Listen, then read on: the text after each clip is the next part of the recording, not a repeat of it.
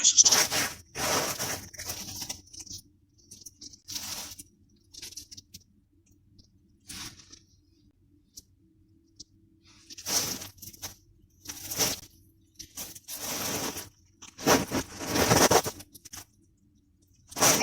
What happened to them after death? Just as many real-world religions involve beliefs in an afterlife, so too did many religions in the Star Wars galaxy, and religions centered around the Force were no different. Of course, as the Force was a provable phenomenon, the Jedi and the Sith could talk about their afterlife with a greater degree of certainty, and we, in turn, are able to learn about what happens to beings in the Star Wars universe after death in detail. We all know that some Jedi became Force ghosts, for example, but what about the Sith Lords? Could they have become Force ghosts? And if not, what happened to them after death? In this video, we're going to be answering those questions.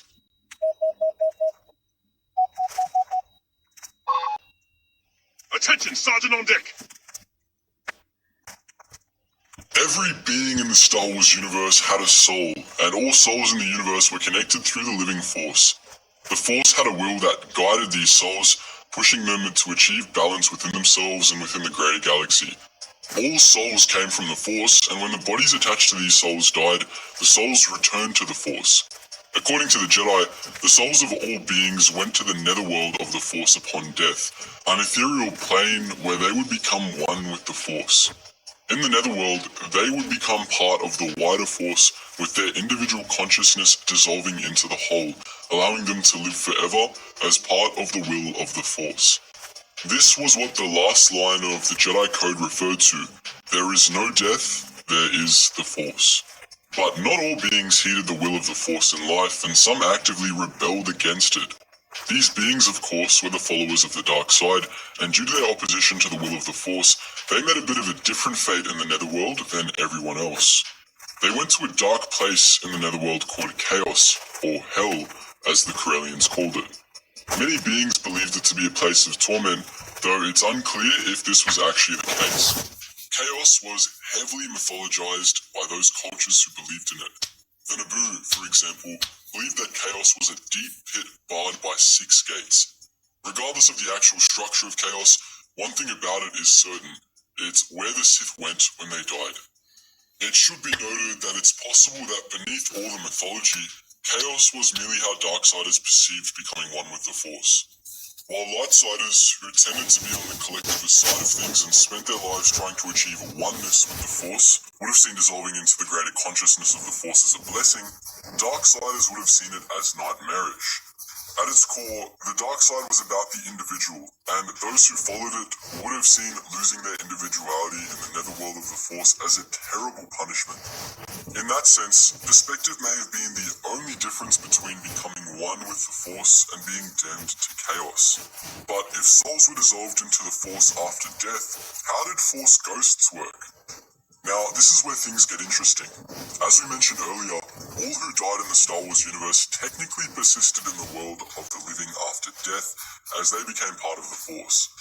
What made Force ghosts unique wasn't that they allowed the dead to interact with the world, but rather that they allowed the dead to retain their individual consciousness after death. This didn't last forever. Many Jedi who persisted as ghosts faded and became one with the Force after a short while. And those who didn't fade on their own often chose to become one with the Force after a time. There were various ways for Lightsiders to achieve this. Some Jedi learned to sublimate their organic selves to a state of pure energy shortly before death, which made the process of becoming a Force ghost easier. Once, techniques that allowed beings to remain individually conscious after death were widely known among the Jedi, but these teachings were lost during the old Sith Wars, and it wasn't until the Clone Wars that certain Jedi learned them again. It was possible to become a Force ghost without learning some special technique, however. Jedi who died performing selfless acts of sacrifice were also able to persist as Force ghosts, though their bodies didn't usually fade when they died. Additionally, those who were incredibly selfless in general, like Qui-Gon Jinn, persisted as Force ghosts as well. The degree to which these beings were able to manifest their death varied. Generally, only those who had trained themselves to be able to persist as ghosts were fully able to manifest in the physical world, while those who were able to persist because of their selflessness could generally only manifest themselves as voices, not visible apparitions. Here's the thing about Force ghosts though. They were only really available to Jedi. Even if a Darksider were to learn the Jedi techniques to persist individually after death, they still wouldn't be able to do it. This is because no matter what a being knew or did, they could only retain their consciousness in the netherworld of the Force by being selfless in life. The reward of individuality was gained by being willing to lose that individuality, something that no Sith would ever be able to accept. To quote Qui-Gon Jinn, eternal life is the ultimate goal of the Sith, yet they can never achieve it. It comes only through the release of the self, not the exaltation of self. It comes through compassion, not greed. Love is the answer to darkness. But as I'm sure many of you are thinking, there were many examples of Sith spirits that appeared after death over the years. Darth Sidious, Marka Ragnos, Ajunta Pal, Darth Andadu, Frida Nud, and Exar Kun were just a few of the great Dark Lords of the Sith who were able to persist in one form or another after death. As you could probably guess, these weren't actual Force ghosts. But what were they then, and how were they able to exist? Many Darksiders, especially the Sith, were obsessed with living forever in some manner. In fact, the title Darth is believed to derive from the Rakatan phrase Darta, meaning conqueror of death.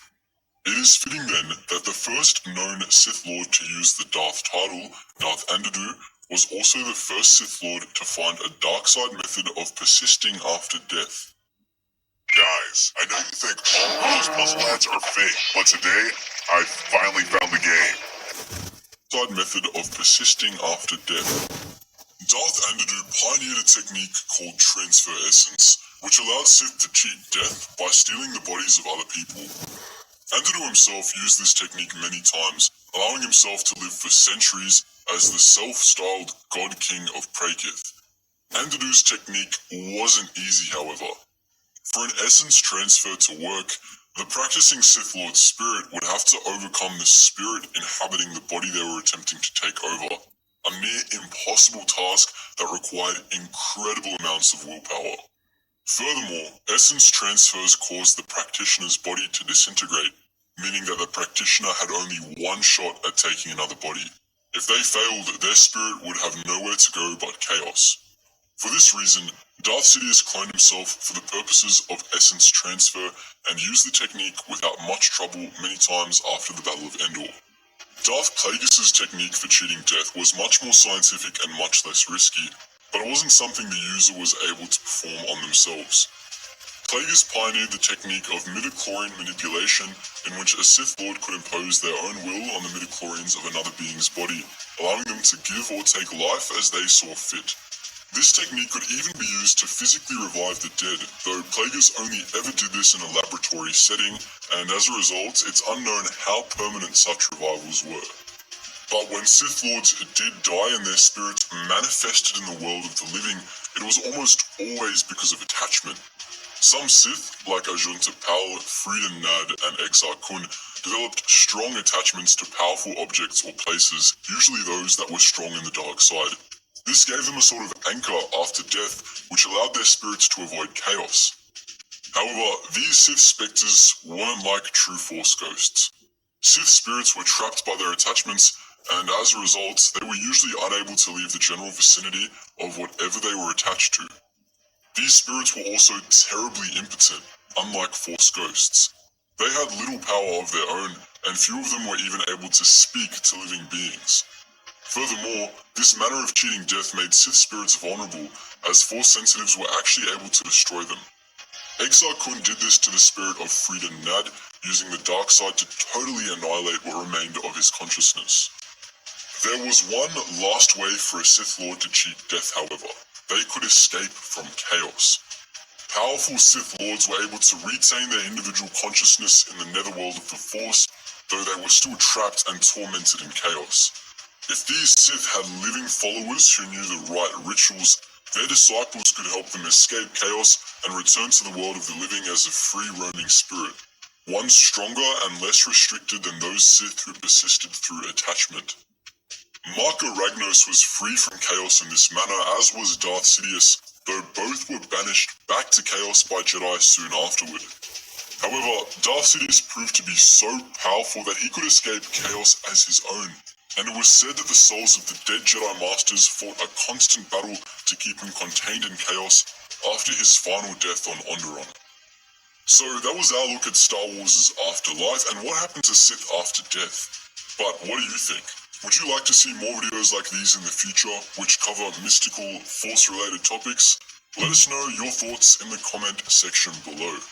And just before you click off to those other recommended videos, guys, make sure you check out our new channel called The Braved, where we dive deep into a whole bunch of different eras and find some of the most badass men and women from these eras, and we tell it in a very high quality format, which I'm sure you guys will enjoy. So that's the first link in the description, make sure you check it out. Now, if you're more of a beats type person, then check out our Relax Jack music channel,